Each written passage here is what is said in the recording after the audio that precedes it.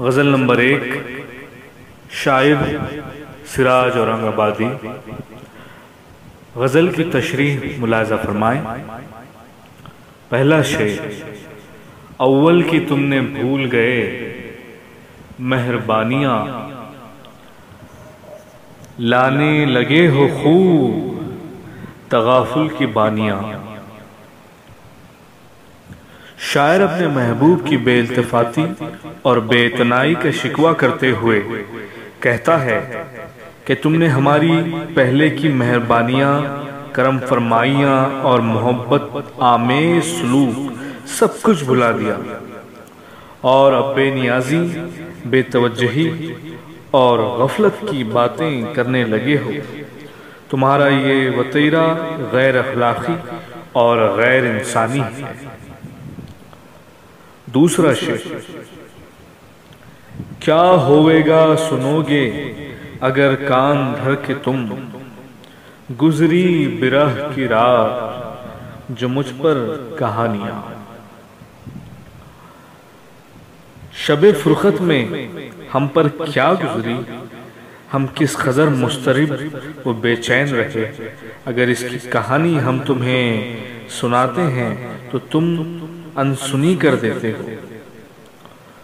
تمہارا کیا بگڑتا اگر ہماری بات پر کان دھرتے اور ہماری داستان غم توجہ دے کر سنتے۔ تیسرا شعر، دامن تلک بھی ہائے مجھے دسترس نہیں، کیا خاک میں ملی ہیں میری جاں فشانیاں۔ شاعر کو اس بات کا افسوس ہے کہ محبوب کو پانے کے لیے اس نے جو تکلیفیں اٹھائیں وہ سب بے معنی اور بے وقت ہو کر رہ گئی۔ محبوب کو آغوش محبت میں بھینچنا تو کجا، وہ اس کے دامن تک بھی رسائی حاصل نہ کر سکا، اور اس کی ساری جاں فشانیاں خاک میں مل کر رہ گئی۔ شعر نمبر 4، داغ فراق ہائے لالۂ باغ خیال ہے، رہ گئی میرے جگر میں تمہاری نشانیاں۔ شاعر اپنے محبوب سے کہتا ہے کہ تمہاری جدائی کے غم کا داغ میرے سینے میں اس طرح نمایاں ہے جیسے تصور کے باغ میں کھلے ہوئے لالا کے دل میں داغ ہوتا ہے۔ لالا کے دل کا سیاہ داغ کی مناسبت سے شاعر کہتا ہے کہ اے میرے محبوب، میرے جگر میں بھی غم فرقت کا داغ تمہاری دی ہوئی نشانیوں کے طور پر رہ گئے۔ پانچواں شعر، شاید کسی کے قتل کی ہوتی ہے مصلحت، رمزیں تیری نگاہ کی سب ہم نے جانی۔ شاعر کہتا ہے کہ اے میرے محبوب، ہم تیری نگاہوں کے اشاروں اور کنایوں کو اچھی طرح جانتے ہیں۔ ہم سمجھتے ہیں کہ کسی کے قتل کے مشورے ہو رہے ہیں، اور بہت ممکن ہے کہ یہ ہماری ہی قتل کی تجویز ہو۔ چھٹا شعر، مجھ دل کے کوہ طور کو سرما کیے ہو تم، باقی ہے اب تلک بھی وہی لن ترانیاں۔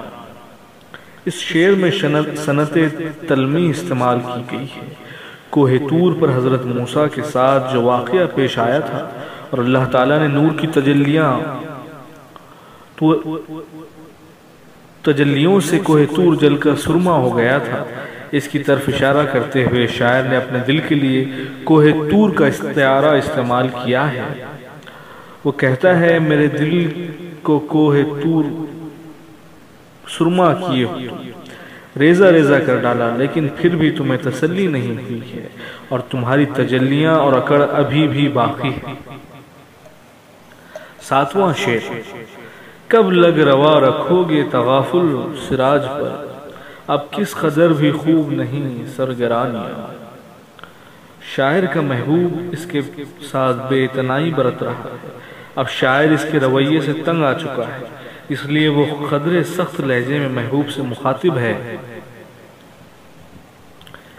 کہ آخر کب تک اس سے بے نیازی اور تغافل کو روا رکھو گے، اس قدر اکڑ اور سرگرانی ٹھیک نہیں ہوتی۔